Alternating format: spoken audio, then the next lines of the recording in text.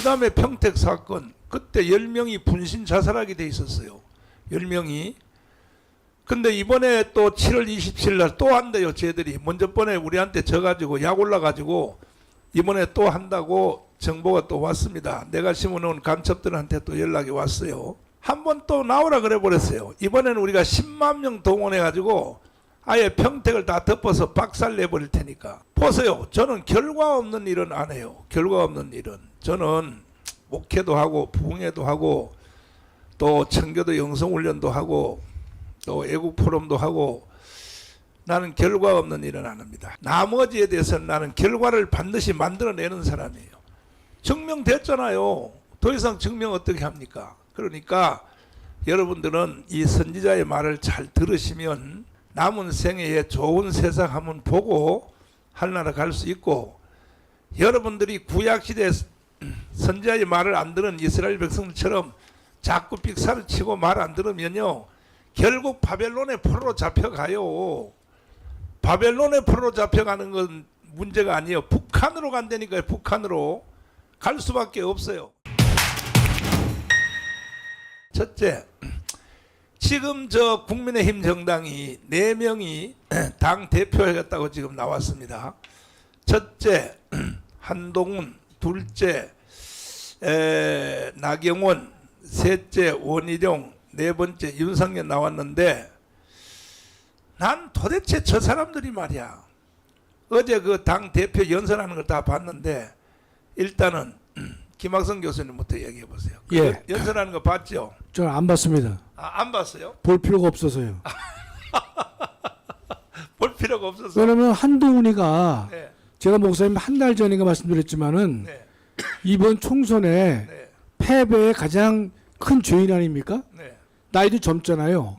그럼 적어도 1년, 2년은 자숙하는 심정으로 삶을 살다가 그 다음에 정치를 재개하는 건 몰라도 지금 목사님 패배의 그 열기가 가시지도 않은 상태에서 당 대표를 나온다는 게 목사님 말이 됩니까? 자, 전 그래서 한동훈이가 자기네끼리는 뭐 세다 그러는데 저는 뭐 28분 했다고 그러는데 저는 일체 들을 필요가 없어서 안 들었습니다. 저요.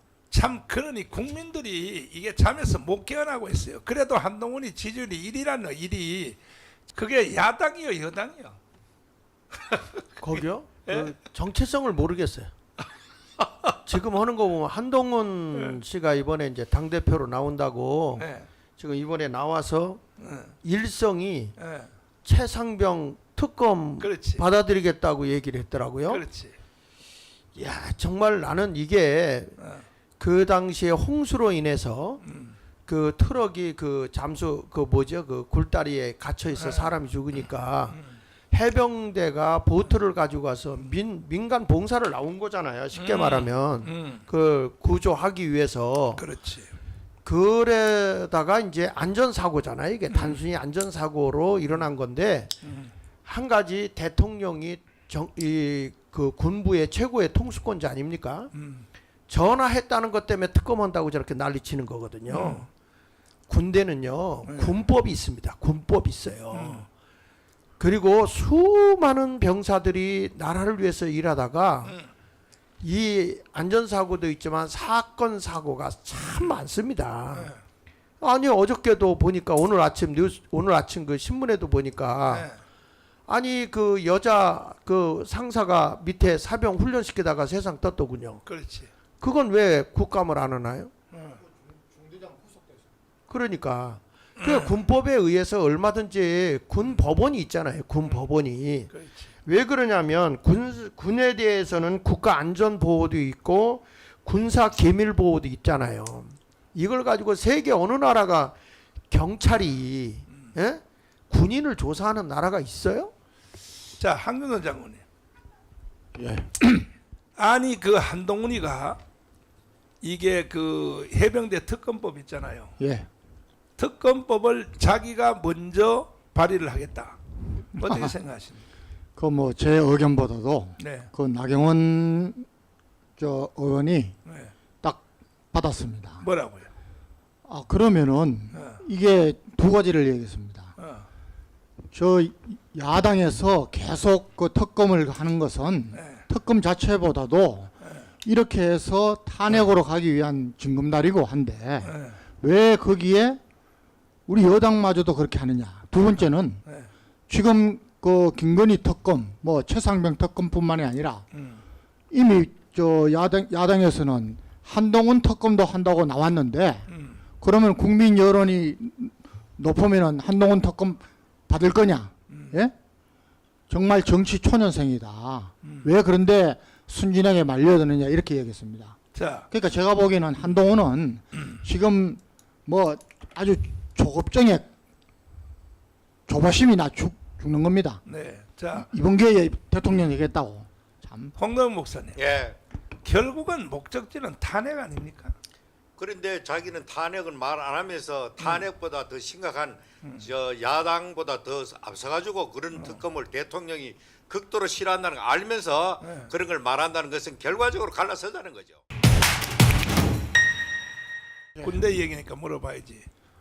푸틴이가 왔단 말이에요, 북한에. 네.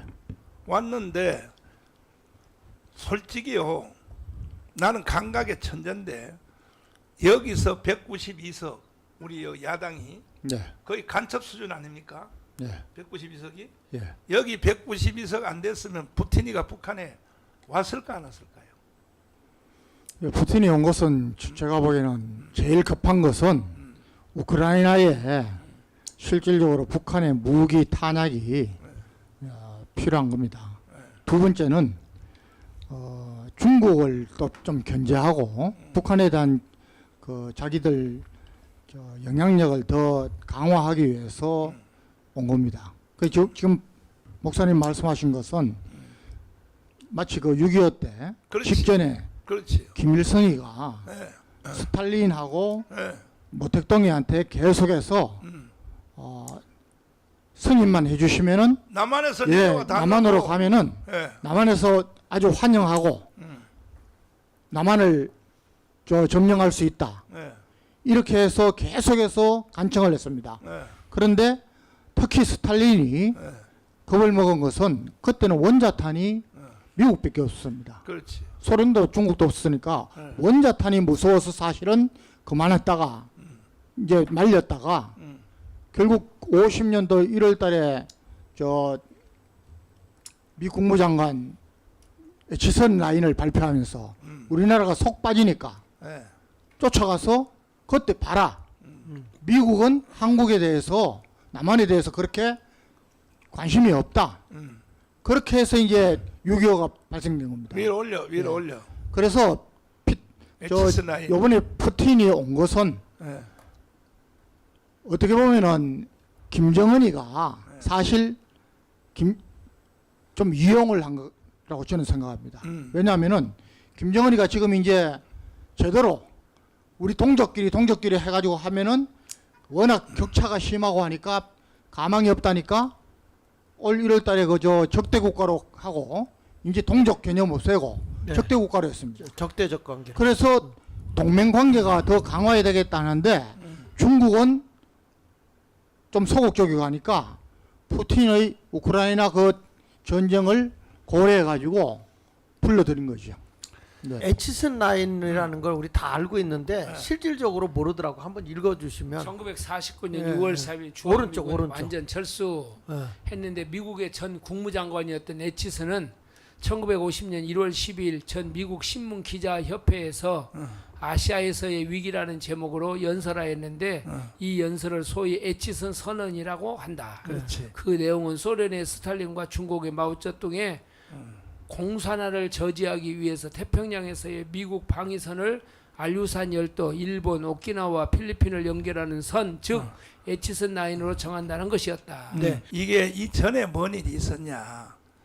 에치슨 라인이 거지기 전에 이 우리나라는 이 간첩이 두 채널도 있어. 하나는 박헌영 남로당이고 네, 남노다. 하나는 성시백이라고 하는 이 간첩이 예. 거물 간첩이 있었는데 이 사람들이 와서 육군 참모총장을 간첩으로 최병덕을 만들고 신성모 국방부 장관을 만들고 그 다음에 국회 부의장 저 김학성 교수님 김약수요. 김약수 예. 김약수를 간첩으로 만들었다니까 국회 부의장을 만들어서 국회에서 결의를 했잖아요. 미군은 나가라고.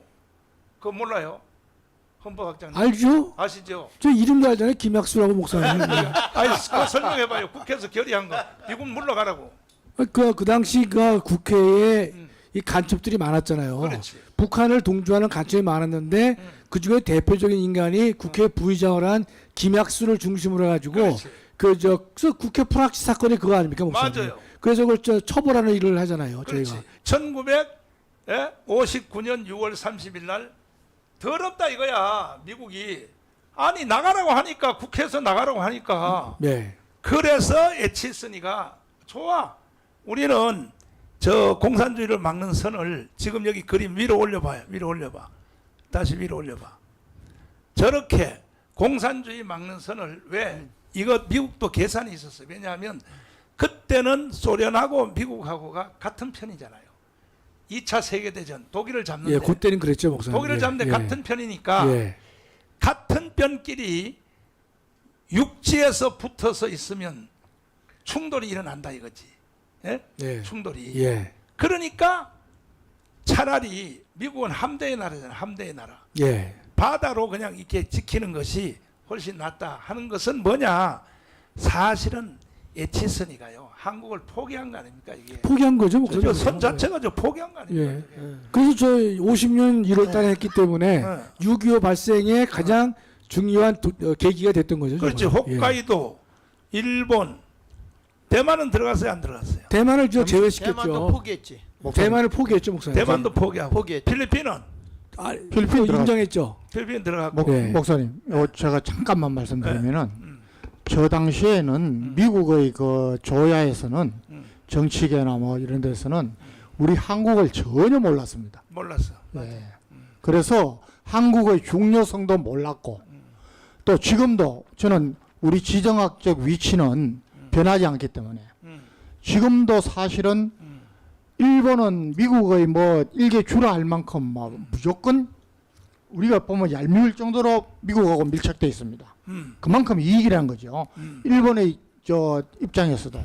그리고 지금 대만이 목사님 저는 개인적으로는 미국이 대만은 절대 포기하지 않는다고 봅니다.